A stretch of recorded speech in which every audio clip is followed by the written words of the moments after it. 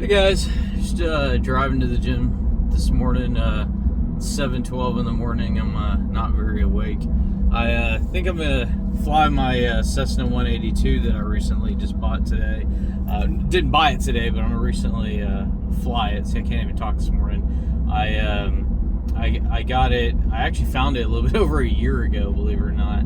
And it just takes such a long time in aviation to get things, to come around to happen. I got it imported from out of country and stuff, but I'm still working on my landings. It's a difficult airplane to land, so it's one of those. Everything else is pretty comfortable, but so yeah, I just headed to the gym right now, and I don't know. I'm just trying some raw form content because honestly, I enjoy it more than the heavy edited stuff that I used to do years ago, because it's a lot of work. And honestly, when I watch other content creators, I don't really care how much editing, some of it kind of grabs your attention for sure, and it keeps you on a little bit longer.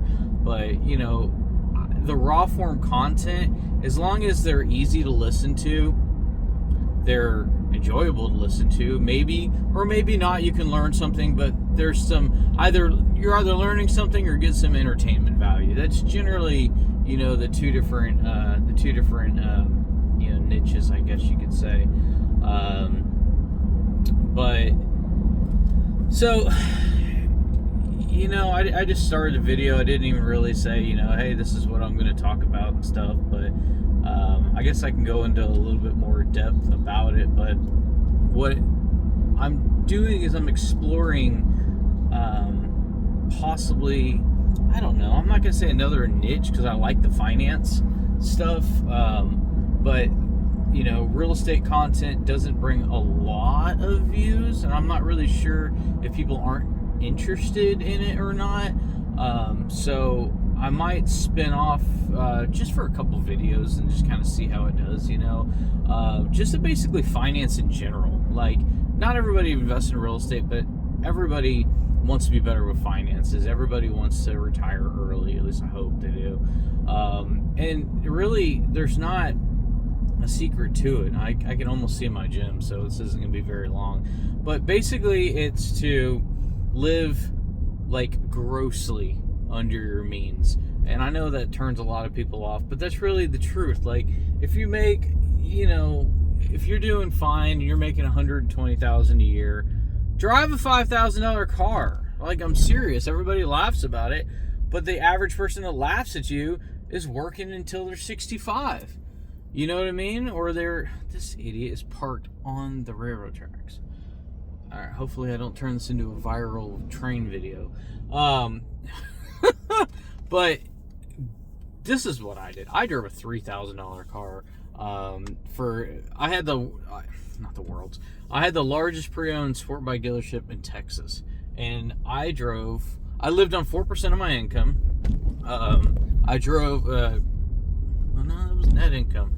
I drove a $3,000 car for years. All my employees had nicer cars than me, and that is how basically I grew very quickly, much faster than all my peers, because my peers wanted the big house. That's, it's cool, it looks cool. They wanted the fancy car, they wanted the boat, they wanted all that stuff. And there's a time for that, but it's not in your early stages, because it affects the growth for the rest of your life, right? Like, you need to grind early. You need to actually turn your dollar bills into mini employees. Like, let me give you an example. Let's pretend you wanted something really nice. Pick something. A really nice boat, car, whatever. Airplane. I like airplanes, but not a lot of people fly. But you picked a really nice thing, and let's just say it's $100,000. Expensive, I know. Let's just go with it, okay? $100,000. So instead of you saying, okay, we're going to skip the whole finance thing right now, but let's pretend that you had $100,000 cash. Instead of buying the car for $100,000 cash, I think I'm going to do a short on this later so we can skip over, a lot of this. The video doesn't have to be so long, but instead of buying it cash, what you do is you take that $100,000 and you put it in, let me emphasize this, safe, reliable, proven investments. Okay? Not speculation, not some Wild West stuff. Make sure I'm not sitting on the railroad tracks. Not anything that's going to pump and dump. Like, I don't want you to go out and throw it in crypto. I'm just going to be honest with you guys. I just don't. Okay? I put some money in Bitcoin. I say some, 6 figures in Bitcoin for years and years and years. I bought a bunch of Bitcoin mining machines, blah, blah, blah, blah. Don't do that. Don't do that. I didn't lose money on it, but don't do that. It just, I wish I would have put it in real estate. Let's put it that way. I'd have made a lot more money. So instead of buying the car with $100K, you would buy the asset or assets, depending on what you're buying, that spits out cash flow. And those assets that spit out cash flow now can buy your liability, okay? So you buy assets to spit out cash flow to buy liability, and what's happening? Well, when that liability gets paid off, because you can finance it at this point, it makes more sense. Because when that liability is paid off, that $100,000, let's just call it a boat. When that $100,000 boat, what a waste of money, by the way. I don't want to say that. I might have something in the future that looks ridiculous. Well, when that boat is paid off, you still have your boat and you still have your money. See how that works? Instead of having the boat and no money, you have the boat and still have your money. Okay? And it's paid off because you let other people pay off your investments, right? That's how people that accumulate stuff work. They don't work for a paycheck and trade their hours for dollars and then live in mansions, right? Like, your overcost, well, depending on the mansion, jeez. But, you know, some of these houses and cars and people's lifestyles are $20,000 a month, right? Well, like, if you had to actually go to work and make the money yourself day in and day out, you would be living at your job, depending on what you do. But you would most likely be living at your job just to pay for your liabilities that you don't really get to see because you're living at your job to pay for your liability. It's a crazy, crazy hamster wheel, right? But I will say this. Looking back now, I'm in my late 30s. Looking back now, I think the smartest decision, and for people that are older than me, you know, look, guys, like, I'm not saying that my audience has to be younger than me. I'm not at all. Like, if you're older and you're still struggling, it's not too late to change. But what I was gonna say is, and I'll explain how a little bit deeper how I saw this from another angle as well. But get something house-wise as small and as cheap as you can reasonably, comfortably stay in. That is going to make you happier than something bigger, like, by a lot. And I know this because my mom and my dad got divorced when I was young, and growing up, you know, my mom and my dad, you know, they dated other people, and I got to live in everything from a 1-bedroom apartment and 3 of us to a very nice middle-class home, all the way to very ridiculous, oversized Class A estates. And I experienced every single one of those. And I can tell you, out of those 3, honestly, if I had to pay for to live in any of those again, it would be the middle class. It would be I'm just going to pick my first house because it was actually a really good size and it was a good square footage. It was a 4-bed, it was 3 of us, 4-bed. This is after I moved out of my first house. 4-bed, 2-bath, 2,000 square foot. And it had an office as well. It was a nice layout. It wasn't oversized. Back in the day, it's 2012, you know, price has gone up, but, you know, I paid like $160,000 for it, right? And those were some of the best times. I wasn't, not that I am now, but I definitely, I wasn't, you know, having to struggle for the finances. I wasn't having to stretch the payment.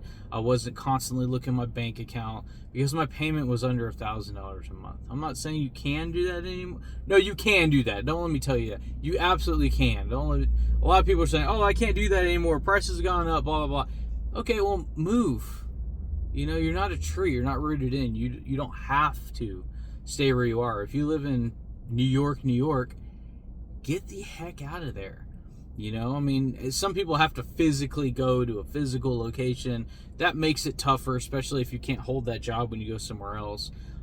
You feel like you're trapped, but you know, you're, like I said, you're not a tree. You can leave. You can go to places like, look at Ohio. You could buy a house. Go on Zillow for under $40,000. 40,000, like a car. And you could essentially just retire now. A lot of people don't understand that. They go, I got to work another 10 years, and then maybe I'll have enough to afford my lifestyle. Or you can just deflate your lifestyle and like your car, your house, your everything, and you can just live now. You can just do it now. I mean, unless you just want to work for another 10 years. But a lot of people are like, I would do anything to get out of the situation. And a lot of people have a lot more options and equity than they really realize. They just don't realize there's other options out there. I feel like I should make another video on this, like exactly how to, as an example. You know what I mean? I don't know. Like if I were, 65 years old today and I had X, Y, and Z assets, what could I do with it to be completely done working, you know, that summer? You know what I mean? Maybe I should, like, a step-by-step kind of thing, right? And then with the numbers and everything, because I think that would be really cool. And I could look up all the averages. I won't make up anything, like, extravagant. You know, the average house equity, the average car, the average salary, the average, you know, benefits people are bringing in, that kind of stuff.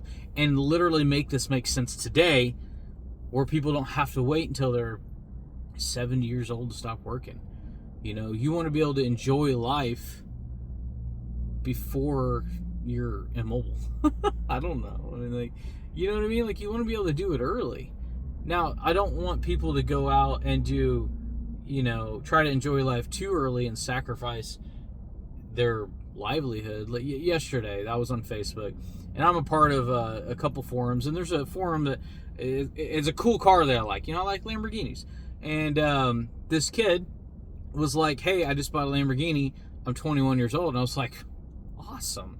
Like, that is one of the coolest things I've seen, right? And I'm like, tell me his story, you know? And I'm listening to it. And the more I dug, I realized, because he just kind of came out and said it, because other people were asking him, he